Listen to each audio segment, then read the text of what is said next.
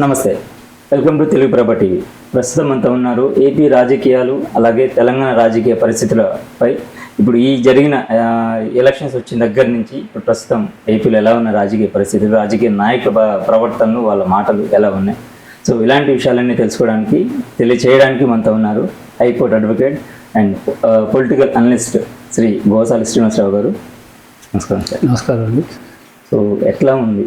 So జనరల్గా మీరు చిలక చూసి చెప్తున్నాను అనే పదం వాడేవారు గుర్తుంది బాగా. ఎందుకంటే మనం ప్రీవియస్ ఇంటర్వ్యూ చేసినప్పుడు కూడాను నెక్స్ట్ ఏ పార్టీ వస్తుంది, ఎవరు సీఎం అవుతారు అంటే చిలక చూసి నేను ఎలా చెప్తాను అనేవారు మీరు. బట్ రాజకీయాలకు సంబంధించి కానివ్వండి, పారమైన అనుభవం ఉంది మీకు, అన్ని పార్టీలకు సంబంధించి, పార్టీ నాయకులకు సంబంధించి. సో ఎప్పుడు ఎవరి వైపు స్టాండ్ తీసుకున్న సందర్భాలు మేమైతే చూడలేదు, న్యూట్రల్గా మాట్లాడిన సందర్భాలు మేము విన్నాం. సో ఇప్పుడు మనకి ఈ ఎలక్షన్స్ తర్వాత, కూటమి ప్రభుత్వం ఏర్పడిన తర్వాత, సో ఎలా ఉంది ప్రభుత్వ పాలన, ఎలా ఉందంటారు మీకు, మీ అనాలిసిస్ ప్రకారం? రైట్. 2024 జనరల్ ఎలక్షన్ అయిన తర్వాత, సార్వజనిక ఎన్నికలు అయిన తర్వాత, ఈ అతి కొద్ది కాలంలో ఇంచుమించుకు 2 సంవత్సరాలు అనుకుందాం. ఈ 2 సంవత్సరాల్లో ఒక ప్రభుత్వం పూర్వం ఒక ప్రభుత్వం యొక్క ఒక అభిప్రాయం రావడానికి, ప్రభుత్వం యొక్క గవర్నెన్స్. కాబట్టి ప్రజలందరూ కూడా చాలా ఓపికగా దీర్ఘకాలం వేచి చూసేవారు. సమస్యలన్నీ ఒక రోజుతో పోవులే అని దీర్ఘకాలంగా మనుషుల యొక్క ఎగ్జామిన్ చేసేవారు, తొందరపడి నిర్ణయం రాకుండా. ఇప్పుడు స్పీడ్ ప్రపంచంలో, స్పీడ్లో ఈ రోజున్న సమస్యని ఒక 5 సంవత్సరాల దాకా, 6 సంవత్సరాల దాకా భరించే శక్తి సామాన్య ప్రజలకి లేదు. సామాన్య ప్రజలకి ఒక సమస్య వచ్చిందంటే సత్వర పరిష్కారం కావాలి. ఎందుకంటే సత్వర పరిష్కారం ఎందుకు ఆశిస్తున్నారంటే, ప్రభుత్వాలన్నీ కూడా సత్వర నిర్ణయాలు తీసుకుని సత్వర ప్రయోజనాల కోసం, రాజకీయ పార్టీలు వాళ్ళు అనుకుంటే, పొద్దున అనుకుంటే సాయంత్రానికి అన్నీ కూడా రూల్స్ మారిపోతాయి, చట్టాలు మారిపోతాయి, ప్రయోజనాలు మారిపోతాయి. వాళ్ళు లక్షలాది కోట్ల రూపాయలు అప్పు చేసేస్తారు, అప్పు తీసుకొచ్చేస్తారు. ఎక్కడి నుంచైనా తీసుకొస్తారు, ఎలాగైనా తీసుకొస్తారు. ఆఖరికి కైలాస పర్వతాన్ని కూడా తాకట్టు పెట్టి తెచ్చేస్తారు. అన్ని చేత ప్రజలు తెలిసిపోయింది. ప్రజలకి ఏదైతే రాజకీయ పార్టీలు నడుపుతున్న పాలనా విధానంలో వాళ్ళ దగ్గర సర్వశక్తిమంతుడు, సర్వ అంతర్యామి అని ఏదైతే అనుకుంటామో రాజకీయ పార్టీలకి, రాజకీయ పార్టీలు తలుచుకుంటే ఏదైనా చేయగలవు అన్న విషయాన్ని స్పష్టంగా వాళ్ళకి అవగాహన అయిన తర్వాత దీర్ఘకాలం ఆగి చూడలేదు. సత్వరంగానే వాళ్ళకి కావాలి పరిష్కారాలు. కాబట్టి ఈ 2 సంవత్సరాలు లాంగ్ గ్రూపే ఒక రాజకీయ పార్టీ కానీ టెస్ట్ చేయడానికి, నిర్ధారణ చేయడానికి చాలా సుదీర్ఘ కాలమే. ఓపిక పట్టారు 2 ఏళ్ళు ప్రజలు అంటారు. ఓపిక పట్టారు. ఓపిక పట్టడంతో వాళ్ళు ఇంకా మాట్లాడు కూరుకుంటున్నారు. ఎందుకంటే సామాన్య ప్రజలు చాలా బలహీనులు, వాళ్ళ అభిప్రాయాన్ని రహస్యంగానే చెప్తారు. మనం వాడు ఎవరు ఏం మాట్లాడట్లేదు కదా, ఏ అభిప్రాయాన్ని నెగిటివ్గా ఎక్స్ప్రెస్ చేయట్లేదు కదా. మనం వెళ్తే కనపడితే నమస్కారం అని చెప్తున్నారు కదా. ఏ రకంగానూ కూడా అతని దగ్గర నుంచి ప్రతి చర్య నెగిటివ్గా కనపట్టలేదు కదా. కాబట్టి నమస్కారం అంటే నమస్కారం అనుకుంటున్నారు, మన వీధిలో తిరుగుతున్నారు కదా అని అనుకుంటారు. కానీ అది కాదు, ఒక నిర్ణయానికి వచ్చేస్తారు. ఆ నిర్ణయాన్ని టైం వచ్చినప్పుడు చెప్తారు. ఎవరు గ్రహించగలరు? దీర్ఘకాలం ప్రజాక్షేత్రంలో తిరిగినవాడు, ప్రజాక్షేత్రం మీద అవగాహన ఉన్నవాడు, ప్రజాక్షేత్రాన్ని అధ్యయనం చేసినవాడు మాత్రం ఇమ్మీడియట్గా చెప్తాడు, బాగులేదు, ఏ రకమైన సిగ్నల్స్ వస్తున్నాయి మన మీద, వాతావరణం ఎలా మారిందని చెప్పగలరు. 1975లో ఎమర్జెన్సీ పెట్టిన ఇందిరాగాంధీ కూడా గ్రహించలేకపోయింది ప్రజాక్షేత్రంలో ఆవిడ మీద ఉన్న వ్యతిరేకత. ఆవిడ వెంటనే ఎన్నికలకు వెళ్ళింది, దారుణంగా ఓడిపోయింది ఆవిడ. ఎందుకంటే అప్పటికే ప్రజల్లో తిరుగుబాటు వచ్చేసింది, వ్యతిరేకత వచ్చేసింది. కానీ ఎక్కడ ఎవరు ఎక్స్ప్రెస్ చేసేవారు? సభలు పెట్టినా ఏం పెట్టినా అసలు ఎవ్వరూ మాట్లాడేవారు కాదు. ఎందుకంటే ఎంత దారుణంగా ప్రాథమిక హక్కులు, పౌర హక్కులు అణదొక్కబడ్డాయంటే రద్దు చేయబడ్డాయి. రద్దు చేయబడ్డా ఎవరు మాట్లాడడానికి లేదు. ఫ్రీడమ్ ఆఫ్ స్పీచ్ లేదు, ఫ్రీడమ్ ఆఫ్ ప్రెస్ లేదు, ఫ్రీడమ్ ఆఫ్ ఫండమెంటల్ సర్వీస్ రావు. కాబట్టి వీళ్ళ దగ్గరికి ఎవరైనా వెళ్ళి ప్రచారం చేయాలన్నా కూడా ప్రభుత్వ వైఫల్యాలను కానీ, ప్రభుత్వ యొక్క నియంతృత్వ విధానాల గురించి భయపడిపోయేవారు.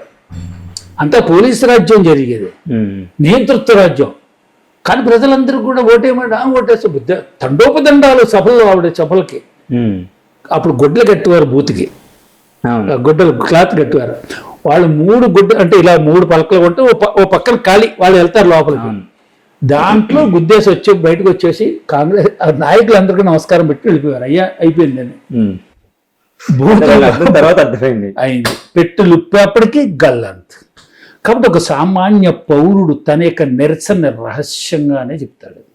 రహస్యంగా నేను నీకు వచ్చి సెల్యూట్ కొడతాడు, నేను మీద అభిప్రాయం చెప్పేసి వెళ్ళిపోతాడు, లోపల ఏముంది అది. కాబట్టి ఈవేళ ఆంధ్రప్రదేశ్లో కూడా నివురుగప్పుని నిప్పులు ఏమీ లేదు. ఎందుకంటే అంత నివురుగప్పుని నిప్పు ఏం కాదు. అన్ని విధాలుగా కూడా అందరూ కూడా అసంతృప్తితో ఉన్నారు. ఆ విషయం పాలకపక్షానికి బాగా తెలుసు. పాలకపక్షం నాయకుడు చంద్రబాబు నాయుడు గారు ఒక సందర్భంలో చాప కింద నీరులాగా జగన్మోహన్ రెడ్డి బలపడుతున్నాడు, జాగ్రత్తగా ఉండాలి అన్నారు. ప్రజలందరూ కూడా మౌత్ టు మౌత్ ఎక్కువ. ఈవేళ సామాజిక ఈ మీడియా ఏదైతే ఉందంటో సోషల్ మీడియా, దాని ప్రభావం చాలా గట్టిగా ఉంది. ఒక వ్యక్తి 1,00,000 మందికి చేరిపోతున్నాడు.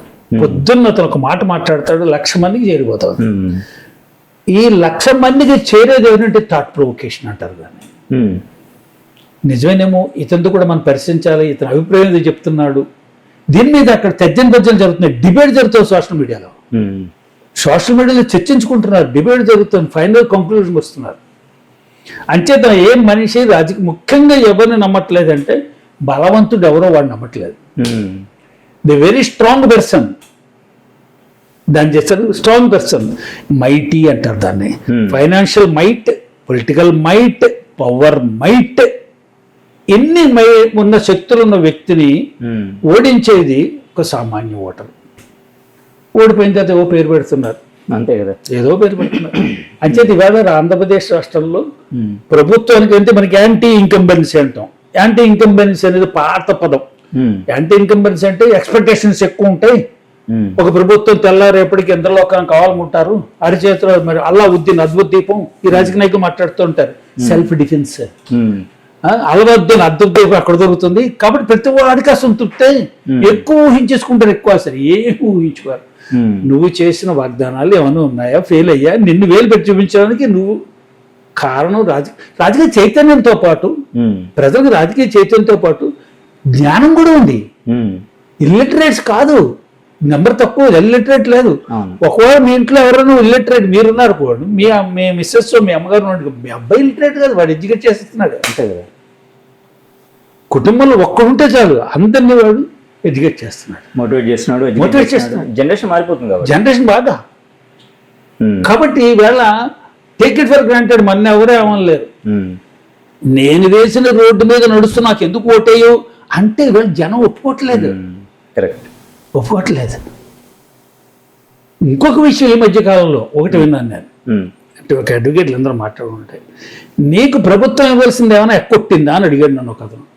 ప్రభుత్వం వైఫల్యం చెందింది, ఆర్థికంగా కుంటుపడిపోయింది, తనంతట తానే అన్నాడు, నేను అధికారంలో రాకముందు నాకు తెలియలేదు రాష్ట్ర ప్రభుత్వ ఖజానా పరిస్థితి, తీర వచ్చేది తెలిసింది, అద్దనా కాసు లేదు దాంట్లో, గలా పెట్టి డొల్లగా ఉంది, కాబట్టి అప్పు పుట్టట్లేదు ఎక్కడి నుంచి, కాబట్టి నేను చేసిన వాగ్దానాలు నేను అమలు చేసుకోవడానికి జాప్యం జరుగుతోంది, ఏం చేయను, ఐఎమ్ హెల్ప్లెస్ అన్నాడు.